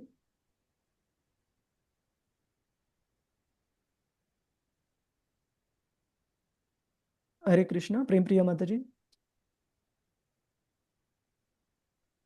All right. So Kartik Yatra, as the name suggests, it happens in the most auspicious month of Kartik. And who does this month belong to? Prabhuji's, Mataji's, anyone? Who does Kartik month belong to? Radharani. Srimati Radharani, yes. So Lord Krishna's own month is next month, which is Margashish, and Radharani's month is Kartik. And as we just saw the principle that Krishna wants to give more glorification and prominence to his devotee than himself. So Kartik month is even more glorious than Radharani. So we started the trip from Mumbai. We traveled to Mathura, the birthplace of Lord Krishna, and we had one day at Mathura before moving to Govardhan, where the Yatra registration was to be. So we utilized that one day to go to Gokul. So Krishna, after he was born, where did Lord Krishna take his birth? Prabhuji's, Mataji's, where did his birth happen? Mathura in the Delhi. prison. Prison house. Yeah, in the prison house of Karagar. King Kamsa. So we went Yes. to the place where the birthplace of Lord Krishna, in the prison house, prison cell of King Kamsa. And from Mathura, Lord Krishna was moved to which place? To Gokul. Gokul. Gokul Mahavan. So Vasudev, Lord Krishna inspired Vasudev to move the baby child Krishna from Mathura to Gokul, where Nanda Maharaj was staying. So we visited Gokul and Nandagaon. It is the same place. And we visited Yashoda Nanda Bhavan. So the very house in which Nanda Maharaj, Yashoda Mai used to reside, and where many beautiful pastimes took place, including the pastime where Lord Krishna ate the dirt, and the Gopas complained to Yashoda Mai that Krishna ate the dirt, and she scolded Krishna, asking him to open his mouth, and where he showed entire Brahmanda in his tiny mouth. His mouth did not increase in size, but still Mother Yashoda could view the entire Brahmanda, including herself, viewing the mouth of Lord Krishna in that Lord Krishna's mouth. So she saw herself as well in that Brahmanda through zoom in. So we saw that place, and there they have a beautiful jhula. What is jhula called in English? Anyone? Cradle. So there they have the beautiful cradle which we can pull to give pleasure to the baby Krishna. And there, since it was a time when Annakut was being sponsored for the pleasure of Lord Krishna, we also had opportunity to offer the Annakut Bhoga for the pleasure of the Lord and receive prasad in return. And then we also saw various places while coming back from Gokul Mahavan, including Vishrama Ghat, where two pastimes happened. Lord Krishna personally rested at Vishram Ghat after slaying Kamsa, and there was one more pastime. I have noted it down. I will check and I will mention. But this is the place where Krishna rested after killing Kamsa. So it is called Vishrama Ghat. And So after that, we went to Govardhan the same evening. And at Govardhan, on the day of Govardhan Puja, we, a- apart from hearing the Govardhan Puja Katha, we also did the circumambulation. And this was the first time. Previously, also, we have done circumambulation of Govardhan, but this was the first time we did circumambulation with children. So we went at a bit slow pace so that children don't get too exhausted. Prema Priya Mataji, you have already stopped recording. Hare Krishna. Please No, confirm. I've not stopped, Prabhuji. Please stop recording. Yeah. And confirm. Hare Krishna. So we went for Govardhan Parikrama and we broke it in two parts. So those of you who have visited Govardhan, you would know there is a Badi Parikrama and a Choti Parikrama. So Badi Parikrama is on, if we consider Govardhan as a oval shaped or in the shape of infinity. Infinity, let me just show on the screen. How does all of you know the sign for infinity, Prabhuji's, Mataji's? Yes, Infinity. at least Yeah. I know the horizontal 8. Oops, sorry. I opened something else. Yes. Horizontal 8, isn't it? Correct. Horizontal what- 8. So the middle point of infinity, see, this is how the infinity look like. So this particular portion is exactly not a single point, but it is like a small portion of Govardhan, which is in between, which is called Dana Ghati. So the left hand side of the parikrama is done like this. So starting here till the middle point, this is called Badi Parikrama. And then from here till the starting point, this is called Choti Parikrama. So first day we did the left hand side, which includes many wonderful places like the village called Anayor. So Anayor, it is the place where when Brajavasis offered all the bhoga offerings to Govardhan for his pleasure, he accepted everything. He ate every single morsel of food that was offered by the Brajavasis. And then he said, Anayor. Anayor means give me more. I want more. And then Brajavasis offered everything, every single grain that was there in their house, made a bhoga offering of it and offered everything to Lord Krishna. And there is also a place called uh, Govinda Kund. So Govinda Kund is the place where Lord Indra surrendered to Lord Krishna after the Govardhan pastime happened, and Indra was completely embarrassed what he did. In order to like he was totally confused, not understanding Krishna, the small boy, as the supreme personality of Godhead, and tried to destroy the entire Vraja by torrential rains, the devastating rains um, through the witch clouds, Samvartaka cloud, which are meant to be showering rains at the time of annihilation. So Indra deployed those Samvartaka cloud in order to destroy the Vrajavasis. When he finally came to his senses, he was completely basically remorseful.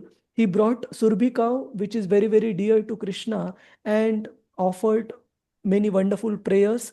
And then through Airavat, through his own elephant Airavat, Lord Indra offered a very beautiful Abhishek ceremony to Lord Krishna. And the Kund that is formed as a result, the small reservoir of water, it is called Govinda Kund. So we did take 3 drops of Govinda Kund on our head, and also we drank 3 drops of Govinda Kund water. We proceeded, Anayor I covered.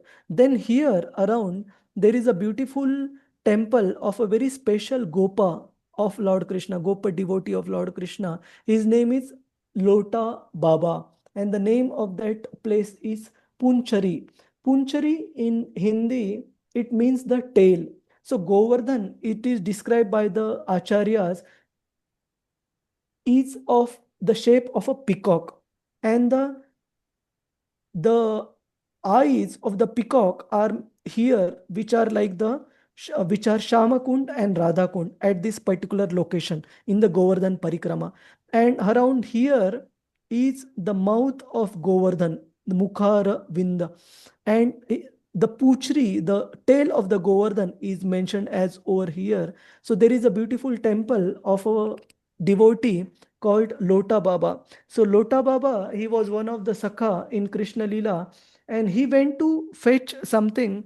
Meanwhile, Krishna took the entire population of the Vraja back home, back to Godhead. And when he came back, all the residents of Vraja, along with Lord Krishna, had already returned back home, back to Godhead. So it is mentioned that Lota Baba is still waiting for Lord Krishna's return, and his example is glorified. Of Puncharika Lota Baba's example is glorified as having sufficient patience in our devotional service, not being tired in our endeavor to know Krishna, to achieve Krishna. If Puncharika Lota Baba is waiting for Krishna for such a long period of time and still is patiently waiting, we should also be patient in waiting for the fruits of our endeavor and not be impatient.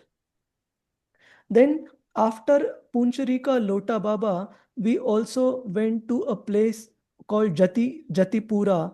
So this was the place where the pandal was set up for the katha, evening katha every day. And there were total of, can you guess, Prabhuji's Mataji's, how many devotees had registered for the yatra? Any guess?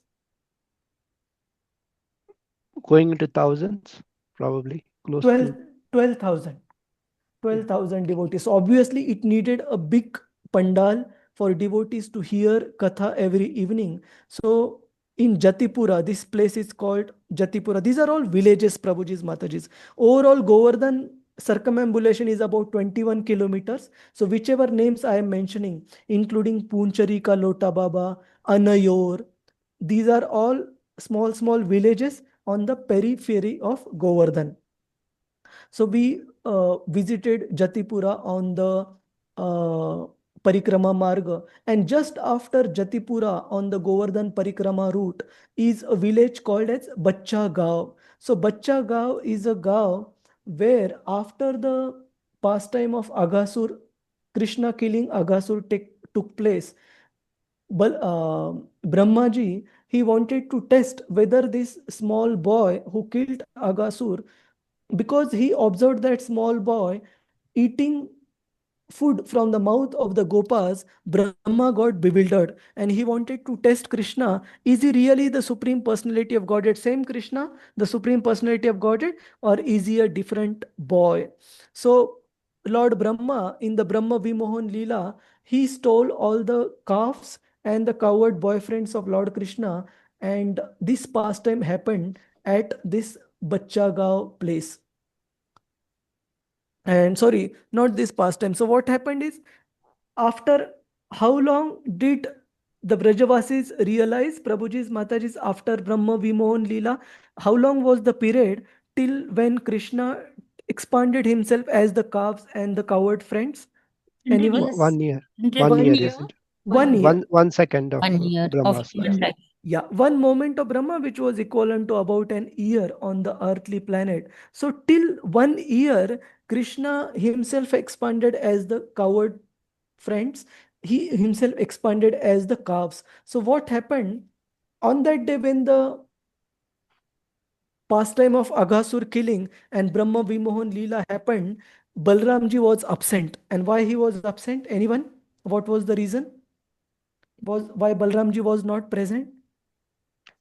Was it because Balramji was with Vasudev Prabhuji? Because he is the son of He- Vasudev. Yeah, so obviously Krishna is also son of Vasudev. No, but Vasudev from Sorry, his. sorry.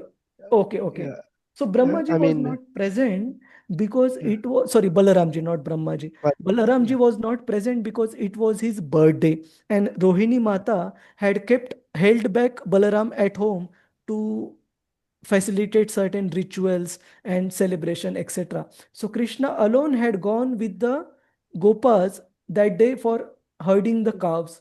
And he killed Aghasur. After that, Brahma Vimohan Leela happened. Brahma stole the calves. And while Krishna was searching for the calves, Brahma stole the coward boys, also coward boyfriends of Krishna. So Krishna immediately understood what had happened, and he himself expanded as the coward boyfriends and calves. So for 1 full year, daily, the coward friends who were returning from herding the calves, and the calves who were returning home, they were all Krishna's expansions, Krishna's expanded forms. So what happened after this 1 year anniversary of Brahma Vimohan Leela? Balaramji observed a very unusual sight. He saw that the calves had grown up now in 1 year. They were no more needing their mother's milk. But still, when the calves were grazing at the foothills of at the foot of Govardhan, Balaramji observed that the cows which were grazing on the top of the Govardhan, when they saw the calves, their affection for the calves, it grew manifold times, and they came rushing towards the calves and started feeding them milk out of their udders. And Balaramji thought, wait a minute, these calves have grown up now, they don't need mother's milk. Plus, after these calves having been grown up, the mother cows have had subsequent set of younger calves. So rather than being affectionate towards the younger calves, how come the cows were more affectionate towards the grown up calves and were giving them milk? That was one observation by Balaramji. Second observation was the elderly gopas which were tending the cows on the Govardhan hill, when they saw the the sakhas, the cowherd friends of Krishna, their affection towards their sons, it grew manifold times, and they immediately rushed downwards and started caressing and kissing their own children, sons, and seeing their extraordinary affection towards their son. That was the second observation by Balaramji. So now one question, why did the cows and the gopas, their affection grew extraordinarily for The their manifestations of Krishna, Prabhuji. Right. So because those children and those calves were expanded forms of Krishna, so the cows naturally became very affectionate towards their calves, and the gopas naturally became very affectionate towards their children. And when Balaramji saw this, he thought something unusual, and he inquired from Krishna, tell me what is the point? There is something unusual here. And then Krishna revealed to Balaramji that for 1 full year, I have been expanding as the calves and the cowherd friends, because Brahma has stolen the cowherd friends and the calves. And this particular pastime of cows rushing towards the calves and the gopas rushing towards their children, it happened in this place called Bachagaon, which is here on the periphery of Govardhan Hill. Then we came here, and here at the joint of these two halves of Govardhan is a place called Dana Ghati. So as the name suggests, this is the place where Krishna performed his taxation pastimes. He used to levy or charge tax upon the gopis lovingly in order to have that pastime, for them to be allowed to sell their milk products, including yogurt, butter, buttermilk, so on and so forth. Krishna and the Gopas used to stop them at that particular place to charge them the tax. If they want to go further and sell their milk products, they have to give tax to Lord Krishna. So that particular pastime used to happen at Dana Ghati, which is at the joint of these two halves. Then we began our parikrama further. Around here, there is a kund called as Uddhav Kund, which is a place where Uddhava, in his ecstasy of visiting Vrindavan, he manifested this kund at this particular place. We proceed further, and here we come to Shama Kund and Radha Kund, which are just adjacent to each other. So there is no gap, although here in the drawing I have shown some gap. In actuality, Shama Kund and Radha Kund are exactly adjacent. And you might remember from Bhakti Shastri course, Nectar of Instruction, last verse, Jiva Goswami describes that Brajabhumi, it is the center of the entire earthly planet. And in this Brajabhumi, there are 12 forests. And amongst these 12 forests, Vrindavan is very special because it is most dear to Krishna. And within within Vrindavan, the most important place is Govardhan. And within Govardhan, the most important place, the center of this entire material world, is Radha Kunda. So this Radha Kunda is located here, just beside Shamakunda. And my daughter asked me a very important question. She said, Baba, why is there so much rush of devotees to take bath at Radha Kunda, but not too many devotees taking bath in Shamakunda? And I drove the same point. I said that just proves that Srimati Radharani is much, much more famous in Brajabhumi than even Lord Krishna himself. So Radha Kund is the liquid form of Srimati Radharani, and we had a bath there. And Prabhupada also warned his devotees not to be frivolous. Understand that Radha Kund is the liquid form of Lord Krishna, so we should be very, very respectful in taking a bath there and not play water sports and all. Be very frivolous. We should not be frivolous there. We should be very contemplative and in a prayerful mood. And then after taking darshan of Shamakund, Radha Kund, then the parikrama proceeded. Here there is something called Kusuma Sarovar.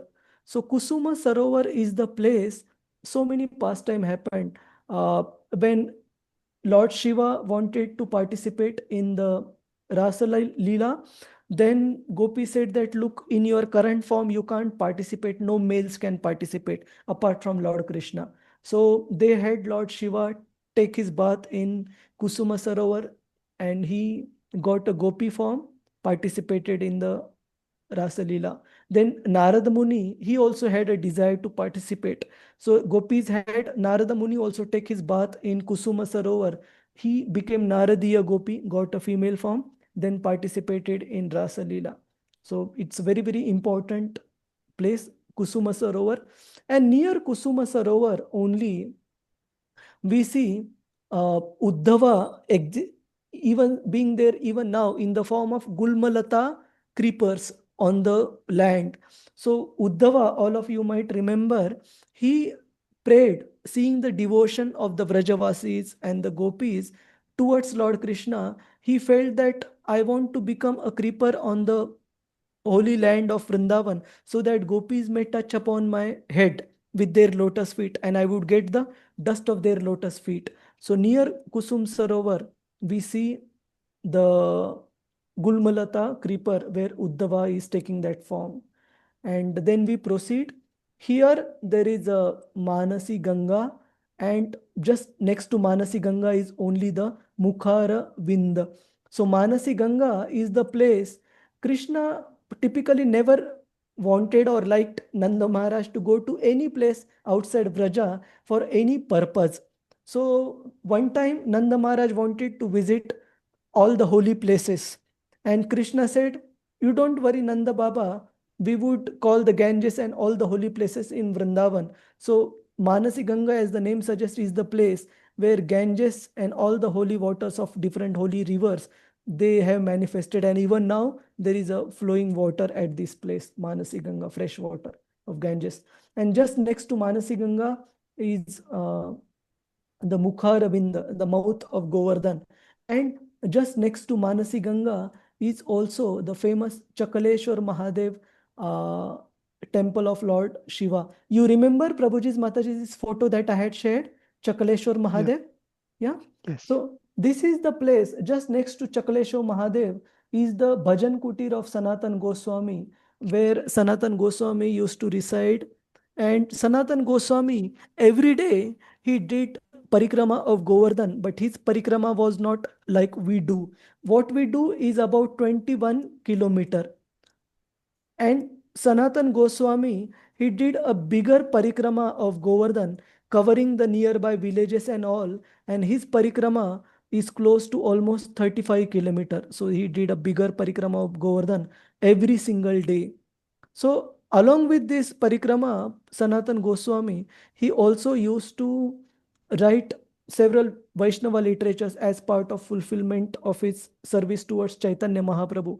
Chaitanya Mahaprabhu had asked all his Goswami students to write Vaishnava literature. So specifically Sanatan Goswami, Rupa Goswami, they wrote very important Vaishnava literatures for all of us.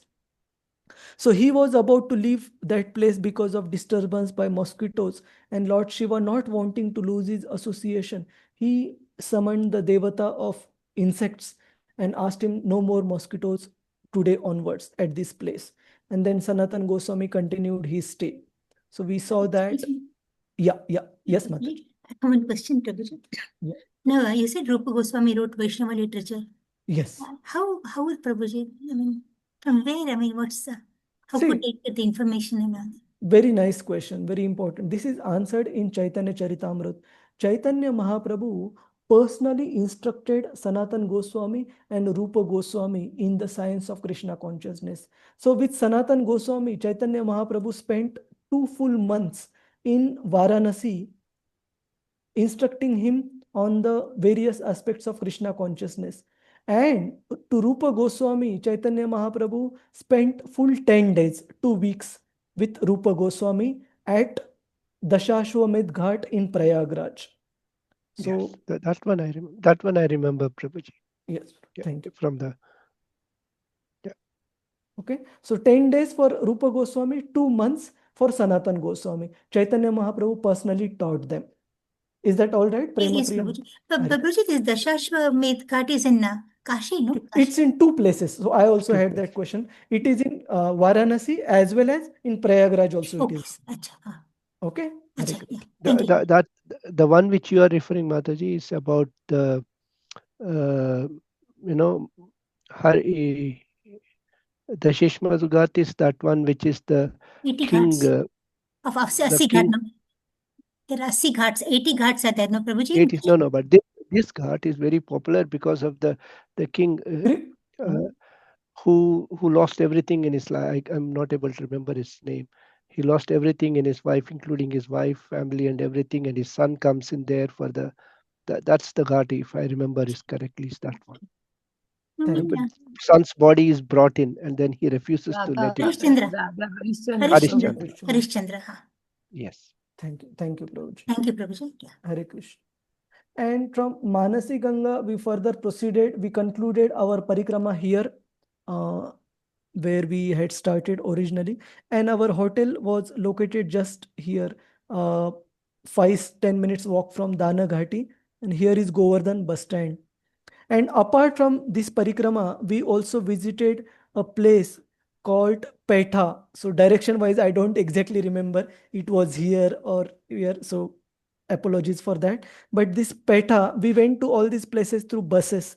So Petha is the place from where Krishna entered an underground cavern. Cavern is like an underground cave which has path to Govardhan. Uh, and Krishna went underneath Govardhan and then lifted Govardhan on his hand during the Govardhan Leela. So along with Krishna, all the Brajavasis, they also entered along with Krishna the cavern and traveled to Govardhan on foot when Krishna started incessant shower of the rain. So this is Indra started. sorry, Indra not started. sorry, Indra. And so this is called Petha. Here there is also a trunk of a Kadamba tree. So the Gopas, when Krishna announced them that I would lift Govardhan, the Gopas, they were playful with Krishna. They said, oh, daily we defeat you in wrestling and all, and you are saying you can lift Govardhan? Prove us. So Krishna said, okay, how I should prove? They said, if you are able to twist a tree is very, very powerful. If you are able to twist a trunk of a tree, we would agree that you can lift Govardhan. So Krishna, just to prove his strength to the Gopas, he twisted the trunk of a Kadamba tree, and that trunk is still there. The tree is not alive, but the trunk is still preserved, which is also twisted. So that is also the meaning of Petha, the twisted one. So not Petha, this is called Aitha, Aitha. So twisted Kadamba tree is called Aitha, and the place is called Petha because of Krishna's entry in the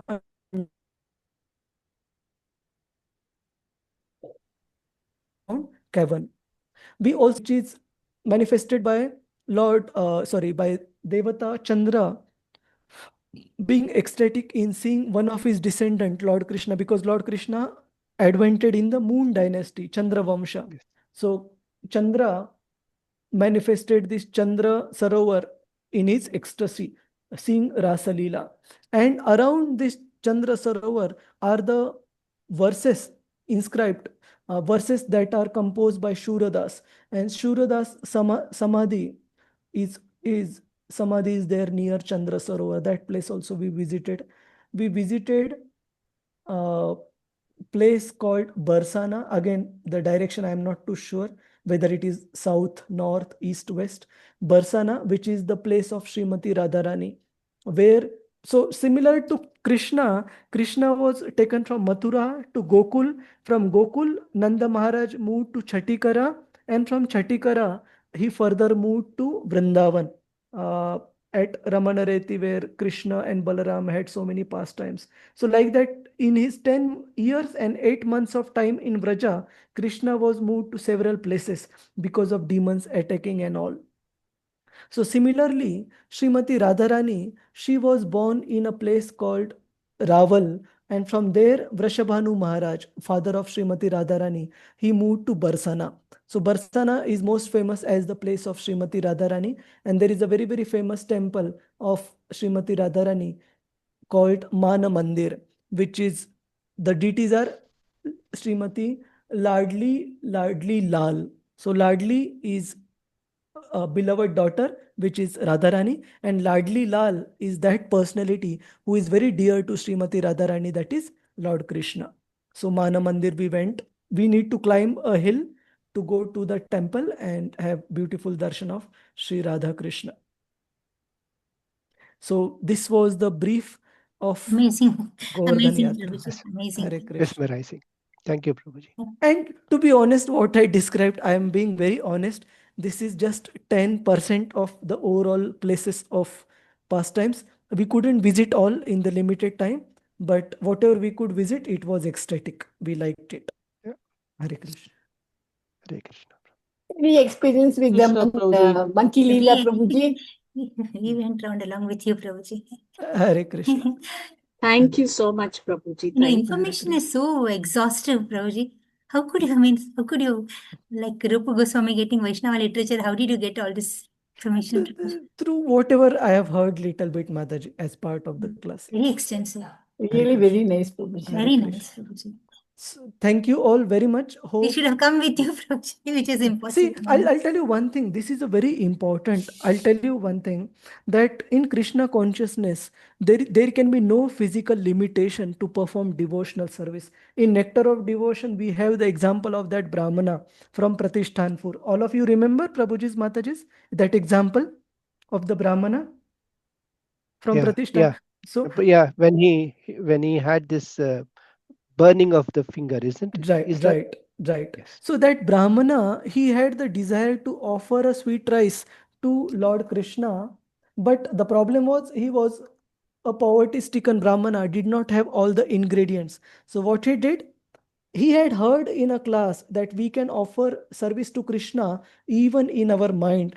So he, in his meditation, he gathered all the ingredients, cooked a very nice sweet rice for Lord Krishna. And before the offering, he wanted to check that the sweet rice is cooled enough so that it can be offered.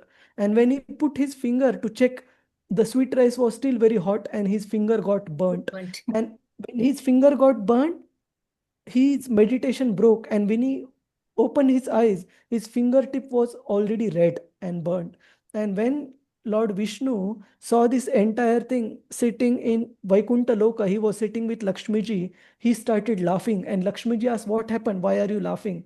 He said that, "Look at my devotee, he was offering me this nice sweet right in his meditation, and his finger got burnt.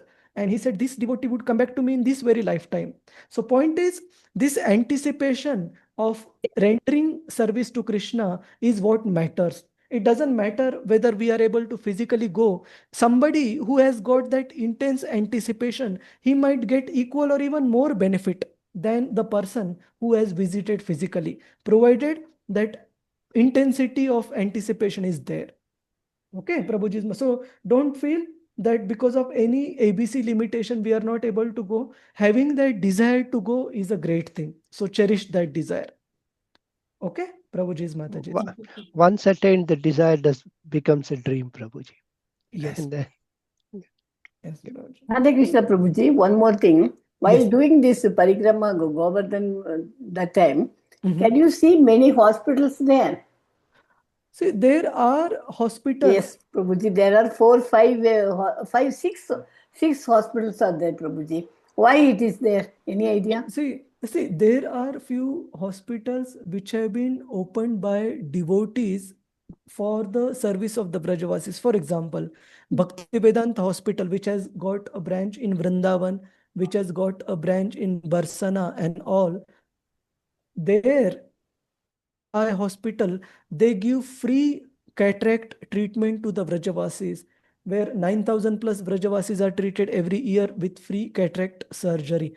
So I know only this much. I'm not, to be honest, I'm not seen. Because why I'm asking you this question, these monkeys were plenty of monkeys are there, Oh, no? they don't trouble you at all. Yes, See, Prabhuji, it's troubled me. It just I got bitten by my oh, monkey. Prabhu, NNT Prabhuji was laughing at me, no? So I went 4 years before I went with him. That time, that immediately after coming out of that kirtan was going on, we came out. There was a hospital. So I took one injection. For 8 weeks, I had to take injections. Krishna. It That happened. was very unfortunate. And see, typically I have known that monkeys are very averse to two things, especially the spectacles. Yes, Mine specs was also. taken, It Prabhuji. took Yeah, specs also, no spectacles also. Specs was taken. Yeah. they take. And second is they do take If you give one fruity purse packet, Prabhuji, Fruity it will packet. drop your specs. specs. Yeah. Yeah. If That you also happened. if you Yes, have yes. fruity packet ready with you, yeah. So, but thankfully, and in the Govardhan Parikrama, the photo that I showed, 1 second, yeah. So there is a outside path, footpath to do the parikrama, and there is a path inside, which is just periphery on the periphery of Govardhan. So this path has such fine soil. It is as fine as our atta, chakki atta, or a talcum powder. So we don't feel like taking our foot off that soil. It feels so soothing and cooling to the soles of the feet. Even Raman Reti is very soft, no, Prabhuji? Yes, yes. Very soft. Raman Reti, yes. So Raman Reti, because it is the place where Krishna Balaram used to have their pastimes with the Gopas, the wrestling and all. So it is also very soft. And for Govardhan, it is mentioned that the cows and the calves, they traverse the area around Govardhan so much that because of their hooves, all the stones have turned into very fine dust. Hare Krishna. Hare Krishna. Thank you all, Prabhujis, Matajis. thank you, Prabhuji. Vamcha kalpatarubhyascha kripa sindhubhya eva cha patitanam pavanebhyo vaishnavebhyo namo namaha. Ananta koti Vaishnav Vrinda ki jai. Jai.